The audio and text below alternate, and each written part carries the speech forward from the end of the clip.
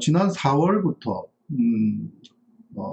2018년 4.27 합의 이뤘던 그때 맞춰서 남북 정상 간에 서로 이제 3주년에 맞춰서 소통을 하셨고, 그리고 이제 지금은 그죠? 7월 말인데 석 달 동안 숙성이 되어서 남북 간의 통신선을 개통을 했습니다.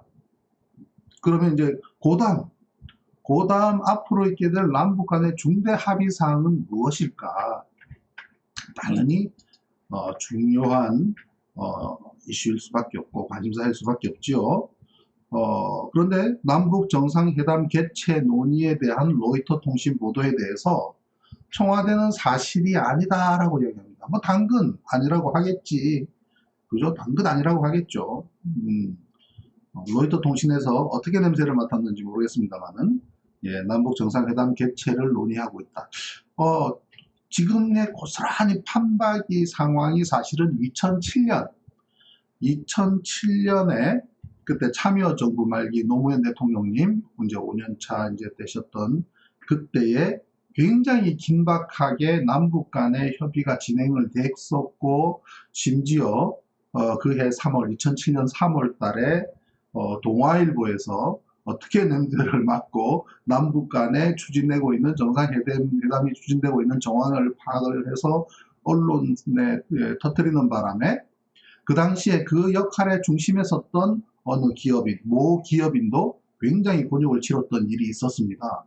그러나 그런 과정에서 일단 청와대 쪽이든 아니면 그 협상을 위해서, 남북 간의 협상을 위해서 애를 썼던 정치인들이든, 일단 정치인들은 뒤로 빠집니다. 한 발 뒤로 빠지면서 지금 그런 사실이 없다고 부인을 합니다. 실제로는 진행이 되고 있는데, 그러니 그 중요한 역할을 가운데서 해줬던, 왜냐하면 그 당시에 굉장히 상황이 안 좋았거든요. 2006년 같은 경우에는 북에서 핵 발표까지 하고, 그러면서 남북 간은 물론 북미 간에도 굉장히 그냥 상호 간에 좀 긴장되는, 그래서 육자 회담이 진행되다가 올스톱 되는 그런 상황이었기 때문에 남북 간에 물꼬를 틀 수 있을 만한 이 컨택 포인트가 자체가 없었어요.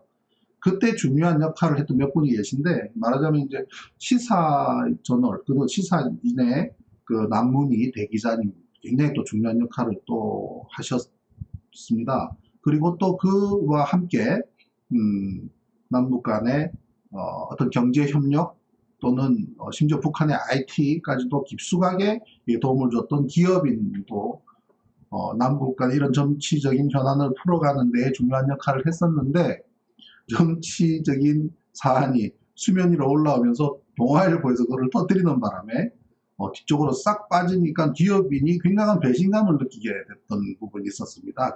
이상하게 데자뷰가 그런데요. 조금만 더 참았으면 되는데, 그래서 그분은 막 나름대로 서운함도 표시를 하고, 심지어 시선집중, 손석희 시선집중을 통해서 뭐 그 내용도 해명하려고 하고 했지만 조금은 참았어야 될 부분이긴 하죠. 근데 그 이후에 어떻게 됐냐면 남북 정상회담이 이루어졌습니다. 그래서 발표가 날 때까지는 일단 정치권에서는 부인하는 것이 1번, 그 다음은 그럼에도 불구하고 계속 물밑에서는 접속해 나가고 다음 수순이 진행이 되는 겁니다. 그래서 그때가 생각이 나네요. 지금도 우리 민주당 문재인 정부 5년 차이기 때문에. 아무튼 로이터 통신에서 남북 정상회담 개최 논의가 나는데 청와대는 일단은 부인을 했습니다. 자, 그러면 남북 간에 앞으로 2차적으로 합의해 나갈 사안이 무엇일까를 우리가 힌트를 얻으려고 그러면 당연히 2018년 9월 평양 공동선언에서 남북 간에 어떠한 합의를 이루었는지 보는 것이 당연한 수순입니다. 자, 그러면 그때 무엇이 있었는가 한번 볼까요? 요거는 이제 평양에서 발표된 내용인데요. 자, 요걸로 이렇게 이 화면으로 한번 해보겠습니다. 자, 대한민국 문재인 대통령 그리고 조선민주주의인민공화국 김정은 국무위원장은 2018년 9월 18일부터 20일까지 평양에서 남북 정상회담을 진행하였다. 양 정상은 남북 당국 간 긴밀한 대화와 소통, 다방면적 인간 교류와 협력 진행하고 그리고 군사적 긴장 완화를 위한 획기적 조치들이 취해지는 등 훌륭한 성과가 있었다 평가하였다. 그래서 민족 자주와 민주자기의 원칙 재확인, 화해와 협력, 평화와 공동번영 등을 이렇게 지속적 발전시켜 나가기로 했다는 것을 적시하고 있습니다. 그리고 정책적 실현하기 위해 노력하기로 하였다 하면서 밑에 세부사항으로 첫째는 남북 비무장지대를 비롯한 대치지역에서의 군사적 적대관계 종식을 한반도 전 지역에서의 실질적인 전쟁 위험 제거와 근본적 적대관계 해소로 이어나가기로 하였다라는 부분은 단순히 비무장지대 내에서의 서로의 어떤 대치적인 군사 적대관계 종식, 그래서 초소도 그죠 없애고 막 그렇게 했지 않습니까? 그 정도 수준에 멈추는 것이 아니라 전국적인 전 지역적인 실질적인 전쟁 위험 자체를 제거하는 그런 근본적인 적대 해소를 하겠다는 게 1번 사항입니다.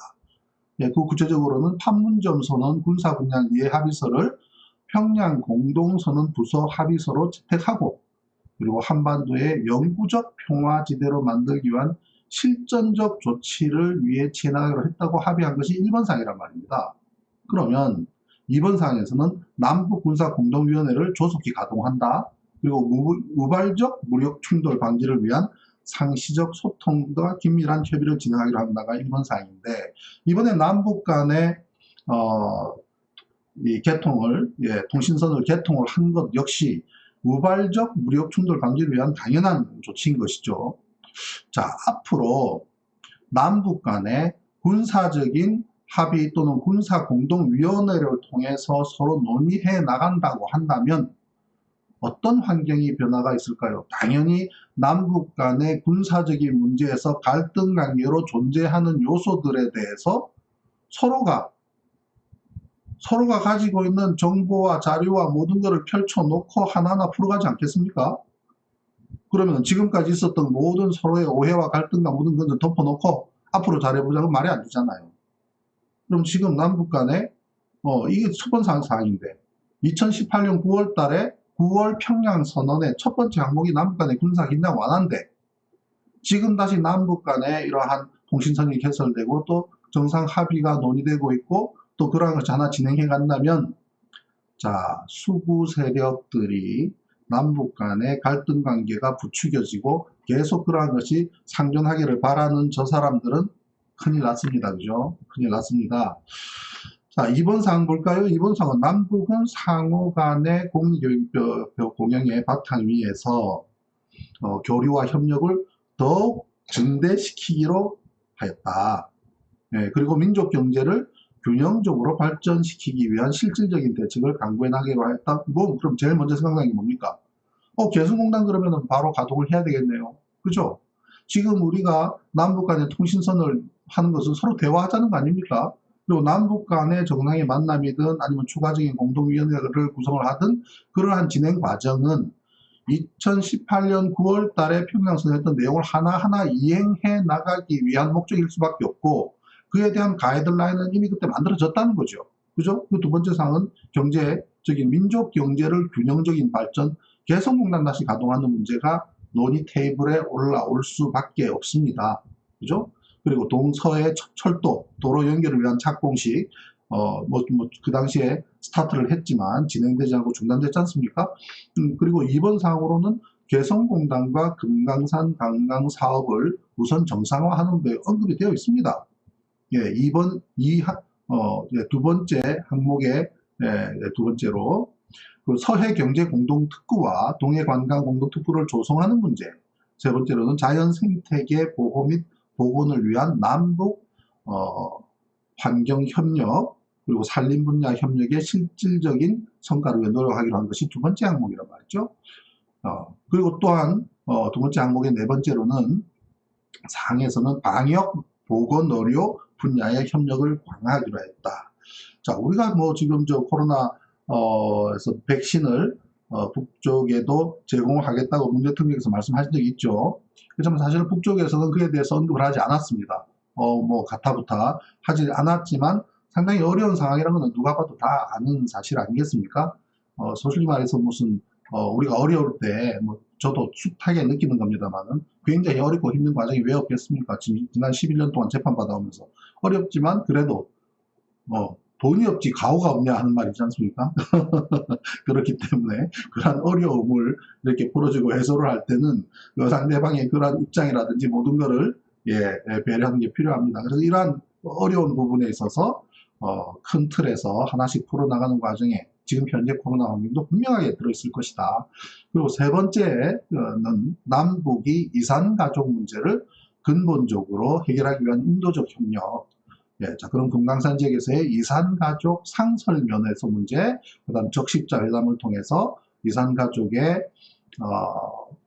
어떤 화상상봉 또는 영상편지 교환 문제. 그 다음 네 번째로는 화해와 단합의 분위기를 교조시키기 위해서 이번에 올림픽도 마찬가지입니다만 아쉬운 부분입니다만은 다양한 분야에서의 협력과 교류가 네 번째 항목인데요. 그 중에 10월에 평양예술단의 서울 공연, 그 다음에 2020년 하계올림픽 경기대회를 비롯한 국제 경기들의 공동으로 적극 진출, 32년 하계올림픽의 남북 공동 개최 유치, 이 문제는 뭐 호주 브리즈번으로 넘어갔습니다만은 우리가 2024년에 파리, 그 다음 2028년에 LA 로스앤젤레스 올림픽에도 우리가 공동 선수단을 구성할 수도 있는 문제이고, 당장 우리 강원도에서는 2024년 청소년 올림픽에 남북 공동 개최를 우리 최문순 지사께서 제안을 하고 그에 대한 세미나도 열고 하고 있습니다. 그래서 그거는 또 우리가 진행할 수 있는 부분이고요. 그리고 남북은 14선언 11주년을 뜻있게 기념하기 위한 행사들을 의미있게 개최하고, 그리고 3.1운동 100주년을 남북이 공동으로 기념하기로, 이 100주년 하니까 생각이 나는 부분이요. 천안함 사고가 발생했던 2010년 3월 26일이 안중근 의사 100주년이었습니다. 그 당시에 단둥에서 남북 간의 관계자분들이 만나서 한참 저녁 식사를 하고 있던 중에 뻥 터졌던 거죠. 그거에 대해서 나중에 또 한번 잠깐 말씀을 드리기로 하고요. 자, 그리고 다섯 번째, 우리 2018년 9월 평양 선언의 다섯 번째 항목으로는 남과 북은 한반도를 핵무기와 핵 위협이 없는 평화의 터전으로 만들어 나가야 되고, 또 실질적인 진전을 조속히 이루어 나가야 한다는 데 인식을 같이 했고, 그를 위해서 동창리 엔진 시험장과 미사일 발사대를 유관국 전문가들 참관해서 영구 폐쇄하기로 하고, 그리고 추가적 조치를 계속 취해나갈 것을 약속을 했습니다. 한반도 완전한 비핵화 추진하기 과정에서 함께 긴밀히 협력 나가기로 했다. 자, 여섯 번째 항목 중요합니다. 김정은 국무위원장은 문재인 대통령의 초청에 따라 가까운 시일 내로 서울을 방문하기로 하였다라는 부분이 여섯째 항목으로 합의 사항이 되어 있습니다. 이게 이제 2018년 9월 평양선언의 내용입니다. 자, 이거 좀 몇 가지 꼭지가 나오죠? 그죠? 비무장지대뿐만 아니라 전역적으로 전 지역에서의 실질적인 전쟁 위협 제거 문제. 자, 그러면은 지금 지난번에 이 사무소까지 남북 교섭 사무소까지 폭파시키면서 했던 갈등 요인이 전단 문제 아니겠습니까? 그죠? 남쪽에서 전단을 저쪽 보수단체 또는 저 탈북단체에서 그거를 보내는 그 문제로 인해서 촉발됐던 부분이 있는데, 그에 대해서는 우리가 이제 법도 만들고 재정비하고 하던 노력을 했죠. 그죠?